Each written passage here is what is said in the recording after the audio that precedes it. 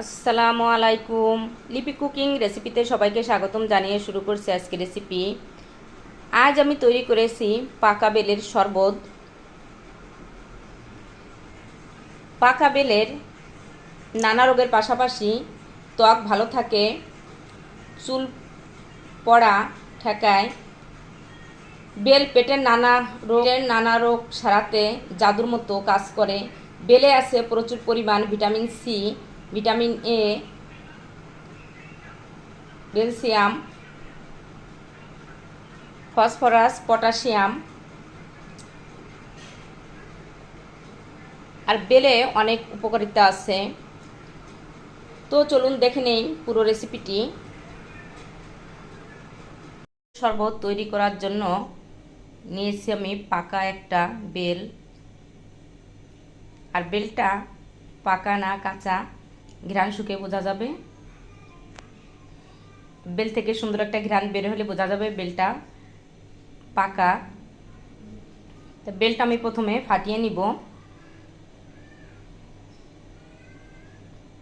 বেলটা ফাটিয়ে ভেঙে নিব।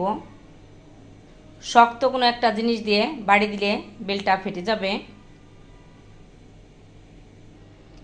বেলটা ফাটিয়ে নিয়েছি। আর এই বেলের ভিতরে যে আঁশটা আছে এগুলো আমি একটা চামচ দিয়ে তুলে নিব।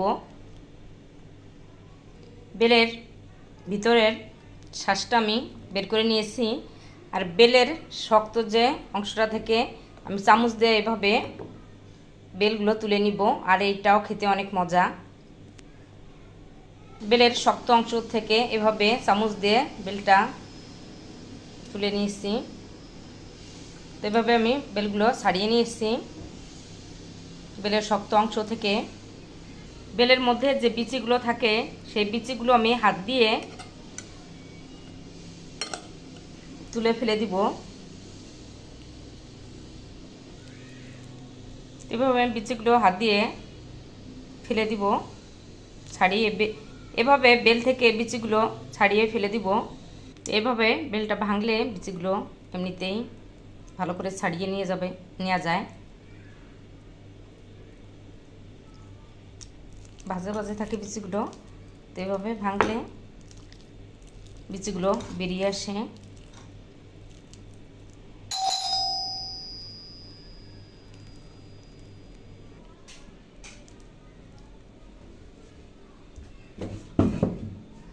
তো সব বিচিগুলো ছাড়িয়ে নিয়েছি।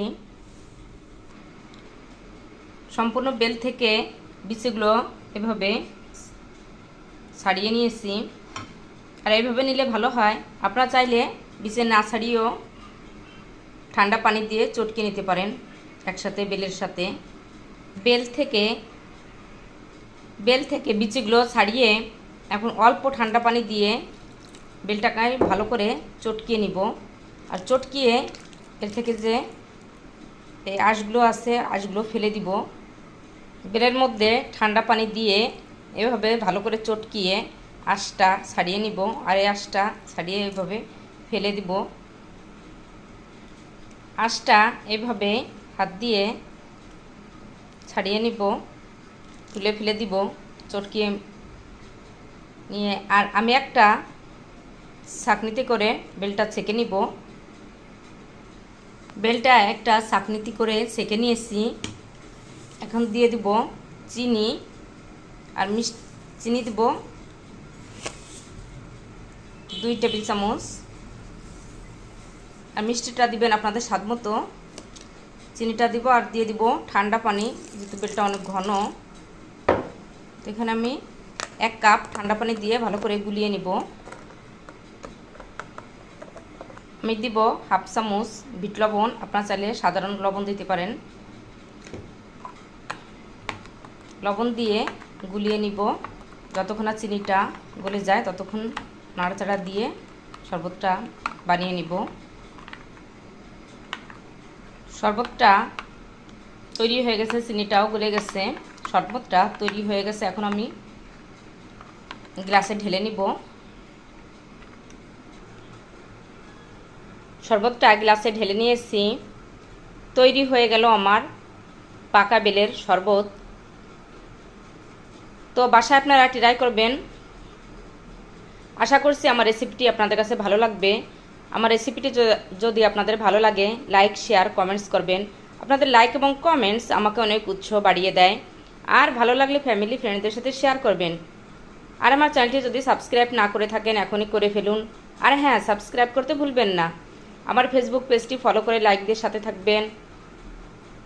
সবাই ভালো থাকবেন। নতুন নতুন রেসিপি নিয়ে আবার আপনাদের সামনে হাজির হয়ে যাব।